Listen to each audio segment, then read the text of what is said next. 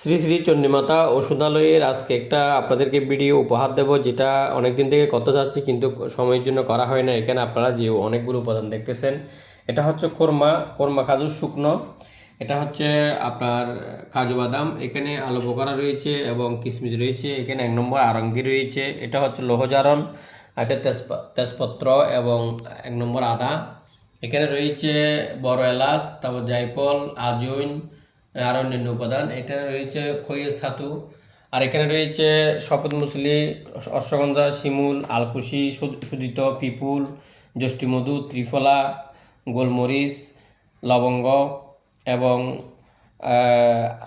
ভূমিকুষ্মাণ্ড। এটা হচ্ছে মূলত একটা শুক্র সঞ্জীবন মদকের উপাদান। তা আমি এই যে ওষুধটা তৈরি করার আগে, পাক করার আগে আমি দেখাচ্ছি। এখানে রয়েছে দুধ রয়েছে, দুধগুলো একটু ঠান্ডাতে দিয়েছি, এগুলো আবার প্রসেস করতে হবে।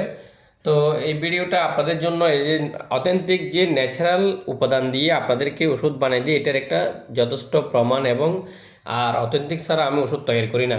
তো সকলে ভালো থাকবেন। আবারও আমি এটা যখন আমার কড়াইতে উঠাবো ওষুধ, আজকে বানাবো, আজকে আপনাদের ঈদুল আজহা উপলক্ষে সময় আছে, এই জন্য ওষুধটা তৈরি করতেছি।